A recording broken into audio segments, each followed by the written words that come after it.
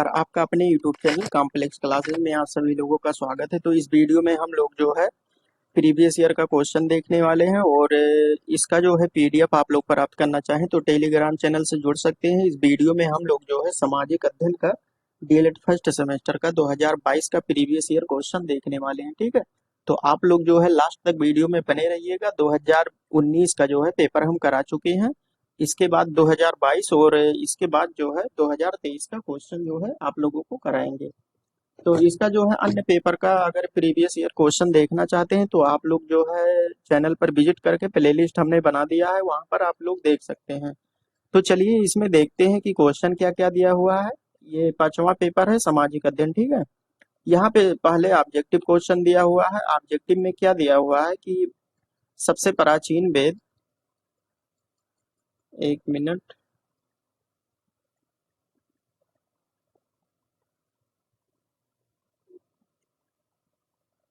यहाँ पे first question दिया है कि सबसे प्राचीन वेद है ऋग्वेद, यजुर्वेद, सामवेद, अथर्ववेद।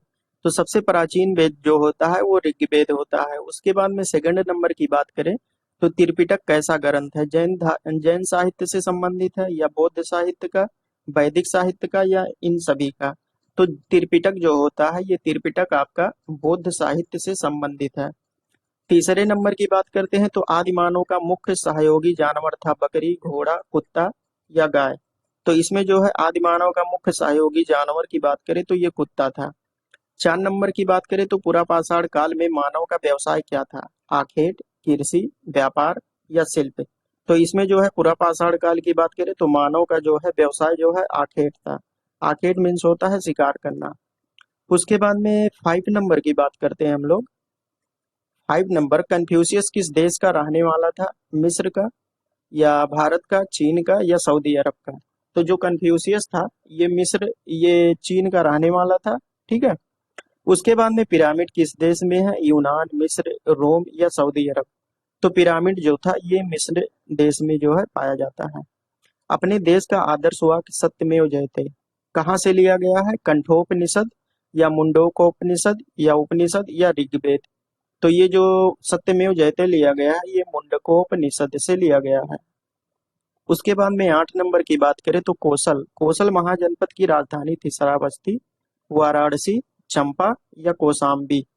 तो ये श्रावस्ती जो है कोसल जनपद महाजनपद की राजधानी थी। उसके बाद में है सांची का स्तूप स्तूप स्थित है उत्तर प्रदेश, बिहार, मध्य प्रदेश या महाराष्ट्र में।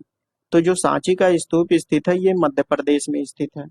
उसके बाद में हम लोग जो है 10 नंबर क्वेश्चन देख रहे हैं। 10 नंबर में दिया हुआ है,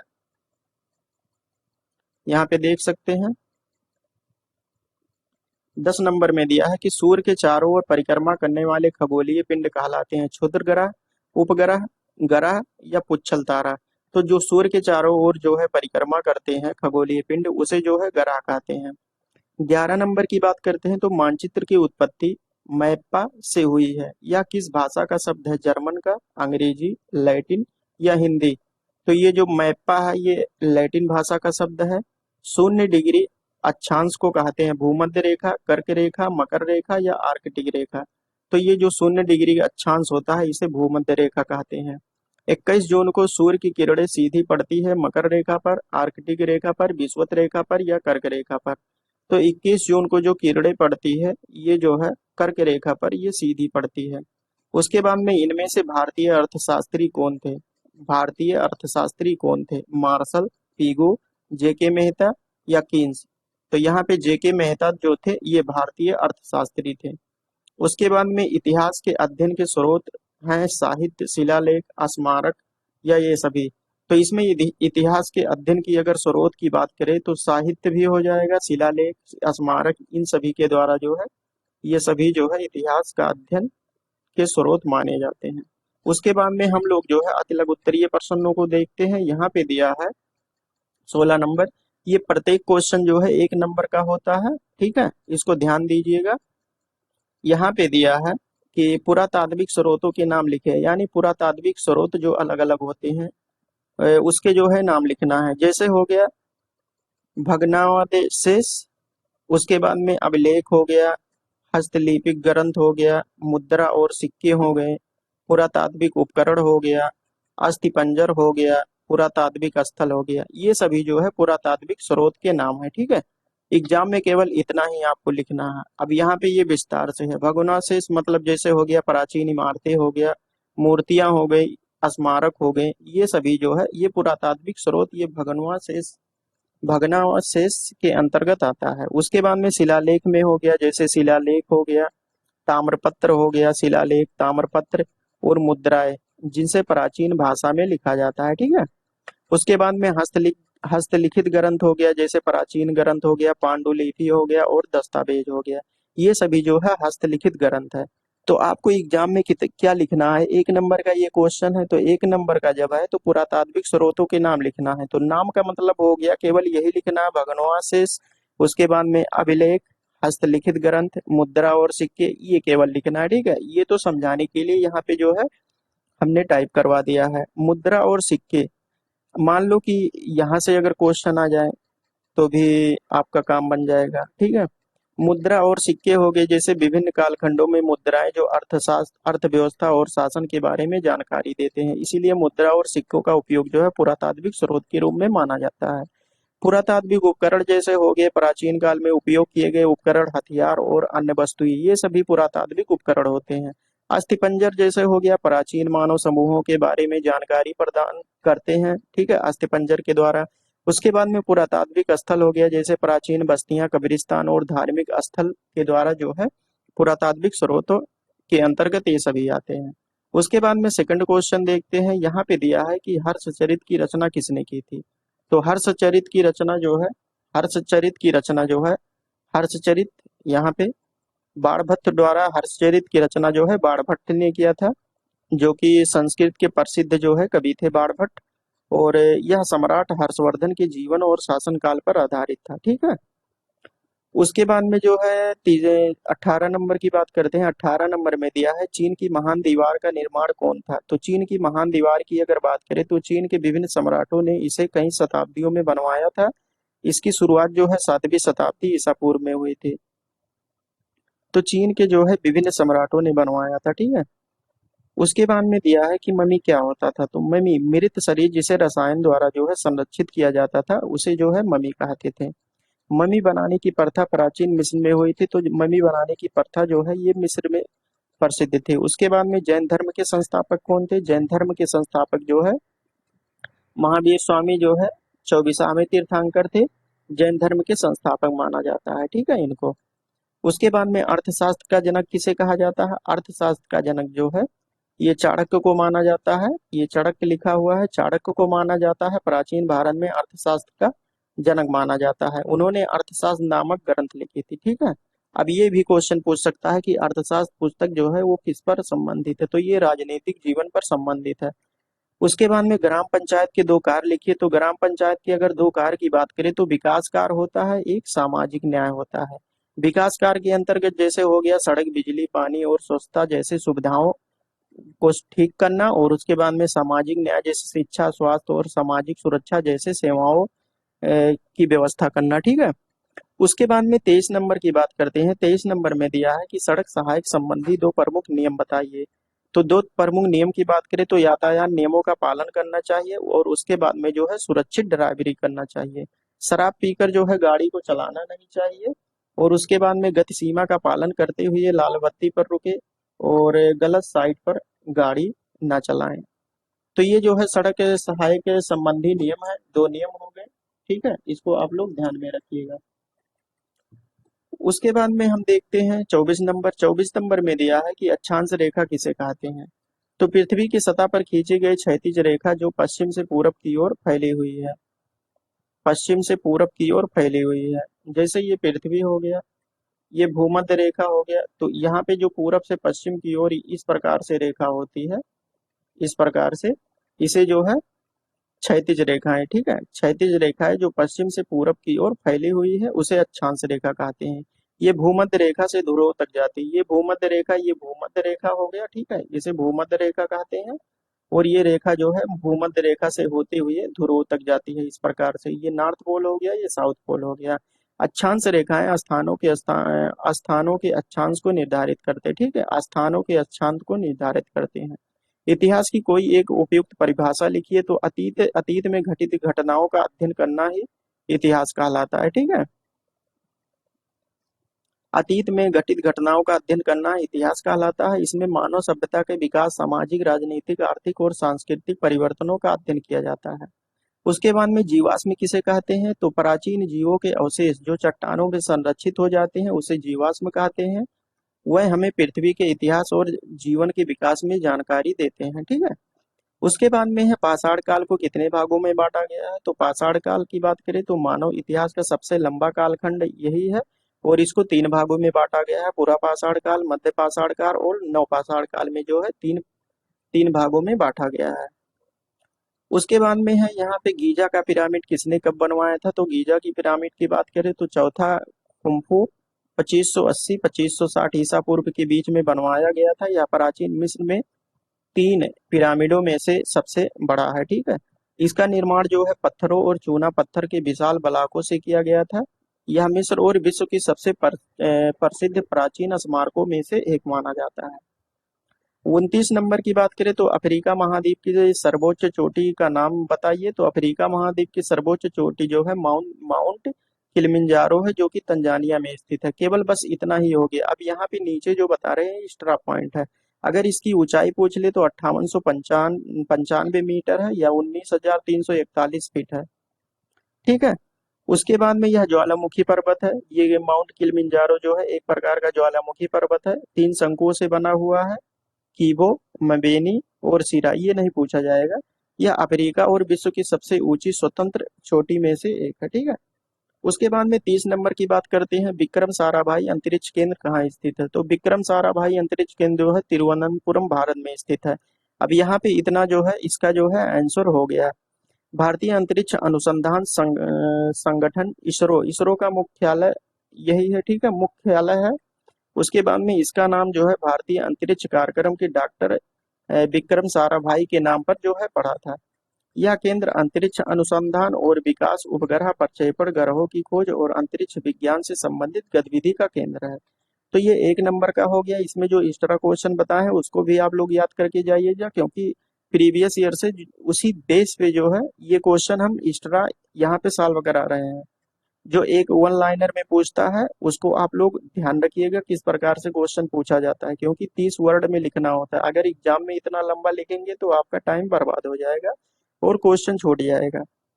तो यहाँ पे जो है एक काम कीजिएगा, जितना पूछेगा उतना लिखना। ठीक है, उसके बाद में लघु उत्तरीय प्रश्नों को हम लोग करते हैं। यहाँ पे क्या दिया है? ये जो है 2 नंबर का प्रत्येक क्वेश्चन होता है। मेगस्थनीज द्वारा भारत यात्रा के दौरान किए गए वर्णनों को बिंदुसार लिखिए। ठीक है, तो मेगस्थनीज का भारत वर्णन देखते हैं। 300 ईसा पूर्व चंद्रगुप्त मौर्य के दरबार में यह आया था। इन्होंने जो है इंडिका नामक पुस्तक लिखा था और उन्होंने भारत के भूगोल, जलवायु, धर्म, राजनीतिक और सामाजिक जीवन और अर्थव्यवस्था का जो है वर्णन इस पुस्तक में किया था।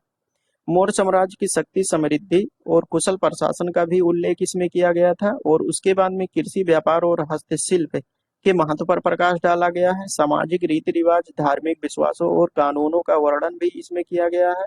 भारत के बारे में यूरोपीय लोगों की समझ को बढ़ाने में इसका महत्वपूर्ण योगदान है। उसके बाद में 32 नंबर की बात करते हैं। यहाँ पे दिया है कि बौद्ध धर्म के प्रमुख सिद्धांत तथा गौतम बुद्ध की प्रमुख शिक्षाएं बताइए। तो यहाँ पे हम लोग देखते हैं 4 आर्य सत्य जो सिद्धांत थे, 4 आर्य सत्य थे। उसके बाद में अष्टांगिक मार्ग थे, मध्यमा मार्ग क्या था, अहिंसा और निर्वाण। ये सभी क्या है इसको हम देखते हैं। तो ये 4 आर्य सत्य जो दुख, दुख का कारण, दुख का निरोध और दुख निरोध का मार्ग। ठीक है, ये 4 आर्य सत्य थे। अष्टांगिक मार्ग की बात करें तो सम्यक दर्शन, सम्यक संकल्प, सम्यक वाणी, सम्यक कर्म, सम्यक आजीविका, सम्यक प्रयास, सम्यक स्मृति और सम्यक समाधि, ये अष्टांगिक मार्ग है। इसको याद करते रहिएगा। मध्यमा मार्ग क्या है? अतिवाद और बचकर जीवन जीने का मार्ग है। ठीक है, अहिंसा क्या है? सभी जीवों के प्रति प्रेम और करुणा करनी चाहिए। निर्वाण की जीवन के सभी दुखों से मुक्त, निर्वाण की प्राप्ति, उसी को बौद्ध धर्म में कहते थे। उसके बाद में हमारी पृथ्वी पर कुल कितने महाद्वीप हैं उनके नाम लिखिए। तो हमारी पृथ्वी पर कुल जो है 7 महाद्वीप है। उसके नाम इस प्रकार हैं, जैसे एशिया महाद्वीप हो गया, अफ्रीका महाद्वीप हो गया, उत्तरी अमेरिका, दक्षिणी अमेरिका, यूरोप, ऑस्ट्रेलिया और अंटार्कटिका। ये सभी जो है 7 महाद्वीप हैं। 34 नंबर की बात करें तो भारत को कितने भौगोलिक भागों में बांटा गया है, सविस्तार वर्णन कीजिए। तो भारत को जो है 3 मुख्य भागों में बांटा गया है, जैसे हिमालय हो गया, प्रायद्वीपीय भारत और मैदानी भागों में बांटा गया है। हिमालय हो गया जैसे दुनिया की सबसे ऊंची पर्वत श्रृंखला उत्तर में स्थित है, और प्रायद्वीपीय भारत तो प्राचीन चट्टानों से बना है जो कि दक्षिण में स्थित है। उसके बाद में मैदान की बात करें तो नदियों द्वारा निर्मित उत्तर में स्थित, और भारत का सबसे अधिक आबादी वाला भाग मैदानी भागों में जो है निवास करता है। उसके बाद में 35 नंबर की बात करते हैं। 35 नंबर में दिया हुआ है कि जिला पंचायत के कार्यों का उल्लेख कीजिए। तो जिला पंचायत के कार्य जैसे ग्रामीण विकास करना, शिक्षा और स्वास्थ्य को ध्यान में रखना, कृषि विकास करना और सामाजिक न्याय दिलाना। ठीक है, तो ये जिला पंचायत के कार्य होते हैं। इसमें जैसे ग्रामीण विकास के अंतर्गत हो गया सड़क का निर्माण कराना, बिजली पानी और स्वास्थ्य जैसी सुविधाओं की व्यवस्था करना। शिक्षा और स्वास्थ्य में देखें तो स्कूल हो गया, अस्पताल और स्वास्थ्य केंद्रों का निर्माण और रखरखाव करना इसका काम होता है। कृषि विकास में जैसे हो गया किसानों को सहायता प्रदान करना, सिंचाई सुविधाओं का विकास करना। सामाजिक न्याय जैसे गरीबों और वंचित के लिए कल्याणकारी योजना का निर्माण करना। ठीक है, उसके बाद में 36 नंबर की बात करते हैं। यहाँ पे नगर निगम के कार्यों का वर्णन दीजिए। तो एग्जाम में ऐसे लिखना है नगर निगम के कार्य। नगर निगम के क्या कार्य होते हैं? शहरी विकास करना, शिक्षा और स्वास्थ्य पर ध्यान देना, सार्वजनिक परिवहन और कानून और व्यवस्था को जो है ठीक से चलाना। अब यहाँ पे हम देखते हैं शहरी विकास में के अंतर्गत जैसे हो गया सड़क, बिजली पानी और स्वच्छता जैसी सुविधाओं को जो है ध्यान में देना, और शिक्षा और स्वास्थ्य जैसे स्कूलों, अस्पतालों और स्वास्थ्य केंद्रों का निर्माण और रखरखाव जो है नगर निगम का कार्य के अंतर्गत आता है। सार्वजनिक परिवहन जैसे हो गया बसों, ऑटो रिक्शा जैसी सेवाएं प्रदान करना, और कानूनी व्यवस्था के अंतर्गत अगर देखें तो पुलिस और सुरक्षा व्यवस्था बनाए रखना। ठीक है, तो इसी प्रकार से आप लोग जो है एग्जाम में लिखिएगा। अब हाईलाइट इसी पर हमारे तरह जो है हाईलाइट मत करके आइएगा, नहीं तो नंबर कट जाएगा। दिन और रात होने दिन और रात होने के कारण बताइए। तो दिन और रात होने के कारण हम देखते हैं पृथ्वी का अपनी धुरी पर घूमना। ठीक है, उसके बाद में सूर्य की किरणें। तो पृथ्वी का अपनी धुरी पर घूमना जो है ये दिन रात के कारण होते हैं। पृथ्वी सूर्य की परिक्रमा करती है और अपनी धुरी पर भी घूमती है। धुरी पर घूमने के कारण सूर्य का प्रकाश पृथ्वी के विभिन्न भागों पर पड़ता है, जिससे दिन और रात होते हैं। ठीक है, तो ये समझ में आया होगा। सूर्य की किरणें, तो सूर्य की किरणें सीधी पड़ने पर दिन होता है और तिरछी पड़ने पर जो है रात होता है। 38 नंबर की बात करते हैं। तो विश्व को सिंधु सभ्यता की क्या देन है? तो सिंधु सभ्यता की देन जो है विश्व में को सिंधु सभ्यता की देन की हम बात करते हैं।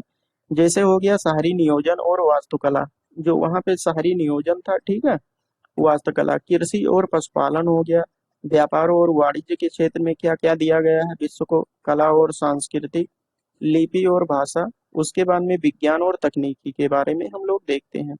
तो यहाँ पे शहरी नियोजन और वास्तुकला के अंतर्गत जैसे मोहनजोदड़ो और हड़प्पा जैसे योजनाबद्ध शहरों का निर्माण, ईंटों का उपयोग, जल निकासी की व्यवस्था। तो यहाँ पे जो है ईंटों का निर्माण किया, ईंटों के निर्माण से जो है मकानें बनाई जाती थी, और जल निकासी की व्यवस्था जो है यहाँ पे बहुत ही अच्छी थी। उसके बाद में कृषि और पशुपालन।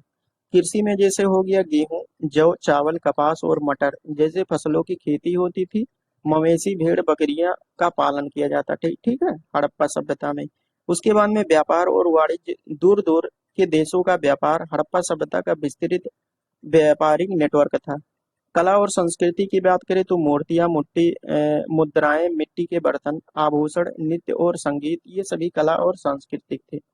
लिपि और भाषा की बात करें तो हड़प्पा लिपि, जिसका अभी तक पूर्ण रूप से जो है देसी फेरमेंट नहीं हो पाया है। ठीक है, यानी इसका लिपि, और यहाँ पे अगर हड़प्पा सभ्यता की बात करें तो पिक्टोग्राफी लिपि का प्रयोग किया जाता था। ठीक है, अभी तक जो है कोई पढ़ नहीं पाया है। विज्ञान और तकनीकी की बात करें तो धातु कर्म, पहिए का आविष्कार और चिकित्सा और गणित के क्षेत्र में महत्वपूर्ण योगदान दिए थे। ठीक है, उसके बाद में हम देखते हैं धूमकेतु क्या होता है, संक्षेप में वर्णन कीजिए। तो धूमकेतु क्या होता है, इसको हम देखते हैं। तो सूर्य के चारों ओर घूमने वाले छोटे पिंड, जिनमें बर्फ, धूल और चट्टानें होती हैं, ये धूमकेतु कहलाती है। सूर्य के पास आने पर बर्फ पिघलती है, क्योंकि जो है टेम्परेचर अधिक होता है सूर्य का, और धूल और कण के एक पूंछ बन जाती है। ठीक है, धूल और कण का एक पूंछ बन जाता है। यह पूंछ सूर्य के प्रकाश से चमकता है और कामा नामक एक धुंधली रोशनी निकलती है, उसका नाम कामा है। ठीक है, धूमकेतु हजारों या लाखों वर्ष में एक बार सूर्य के पास आती है, ठीक है। उसके बाद में कुछ प्रसिद्ध धूमकेतु में हैली धूमकेतु और हाले बाप धूमकेतु शामिल होते हैं। तो ये धूमकेतु क्या होता है संक्षेप में बताना था, ये हो गया। उसके बाद में है पूरा पाषाण कालीन चित्रकला पर प्रकाश डालिए। तो हम लोग जो है चित्रकला पर प्रकाश डालते हैं, देखते हैं क्या क्या है। यहाँ पे प्राचीन काल के चित्रों को संदर्भित करता है जो 10,000 ईसा पूर्व से 8,000 ईसा पूर्व तक की अवधि के बीच बनाए गए थे, ठीक है। ये पूरा पाषाण काल गुफाओं और चट्टानों की दीवारों पर चित्रित किए गए थे, ठीक है। जो चित्र बनाए गए थे वो गुफाओं और चट्टानों के दीवार पर बनाए गए थे। उसके बाद में शिकार का दृश्य और जानवरों की प्रतीकों को भी इस पे दर्शाया गया था। प्राचीन मानव जीवन और संस्कृति के बारे में भी जानकारी प्रदान करते हैं, ठीक है। उसके बाद में है रंगों का उपयोग सीमित था, मुख्य रूप से लाल, काला और पीला का प्रयोग किया जाता था। जो रंग का प्रयोग किया जाता था, चित्रों को बनाने के लिए प्राकृतिक रंगों और उपकरणों का प्रयोग किया जाता था। तो इसमें जो है नेचुरल कलर का प्रयोग किया जाता था। प्रसिद्ध प्रसिद्ध पुरापाषाण कालीन चित्रकला स्थलों में स्पेन में अल्तामिरा और फ्रांस में लेस्को शामिल था, ठीक है। प्रसिद्ध पुरापाषाण काल में। तो इस प्रकार से 2022 का क्वेश्चन सामाजिक अध्ययन का हम लोग कर चुके हैं।